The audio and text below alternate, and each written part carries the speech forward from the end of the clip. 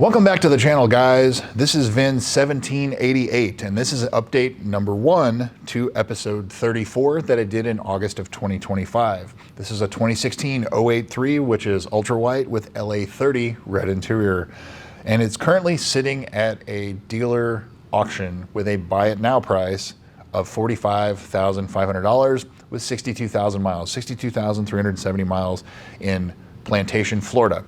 So it was originally in Lenoir City, Tennessee, and it looks like it made its way to Florida.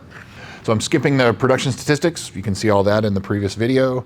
And the Carfax, Epic VIN, and AutoCheck now shows this as a 4-owner, 2-accident car, which is the same as it was in the original video. So I guess it didn't sell back when it was for sale in July of 2025, August of 2025, as it was still in Lenoir City, Tennessee at the time, and as recently as April of 2026, so like a month ago. Epic VIN shows this as a 3-owner, 1-accident car.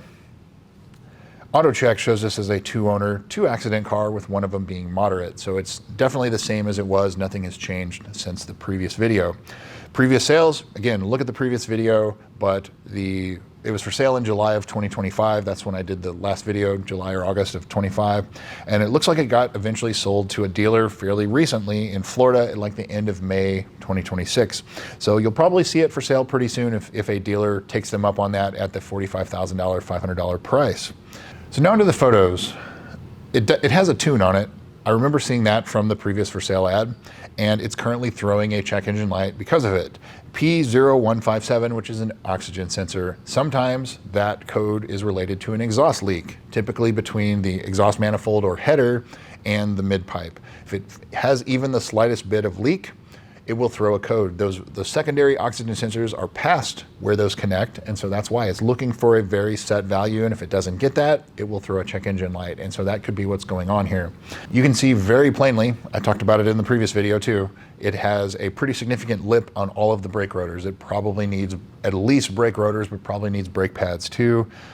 When these cars are for sale, they always need brakes and tires. This car probably needs brakes and tires. 2022 date codes on the tires as well. And they are Michelin, so at least they're quality tires.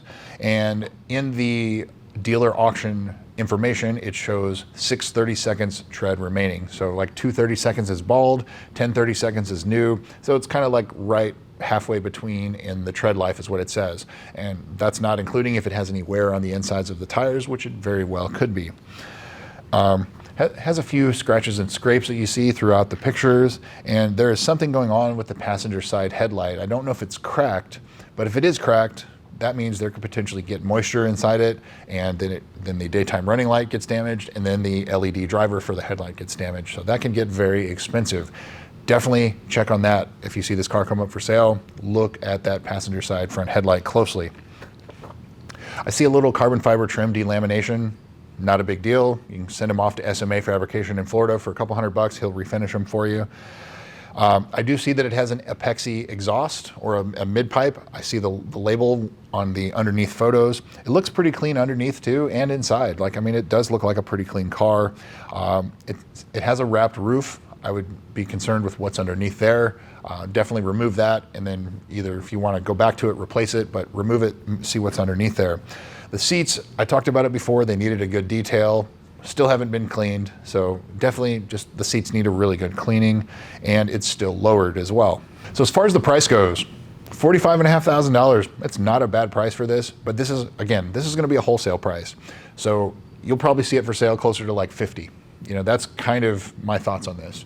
The dealer has to make money. They're not a charity.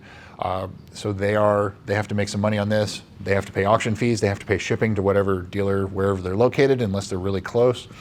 So you may see this one at like Mint Auto or something, which he's in Orlando. That's not too far. That's I kind of think this car will be around the $50,000 to $52,000 mark. That's what I would expect with the mileage. It's a fairly low to average mile example for what you see that comes on the market. As far as service history goes, there's nothing new to report for the service history. So again, look at the original video. It's a pretty well dealer serviced example until about 2022 or 48,000 miles. So the most recent owner, it's either DIY or they didn't do anything. It still needs a 60,000 mile service. It's due for it. 62,000 miles, hasn't been done.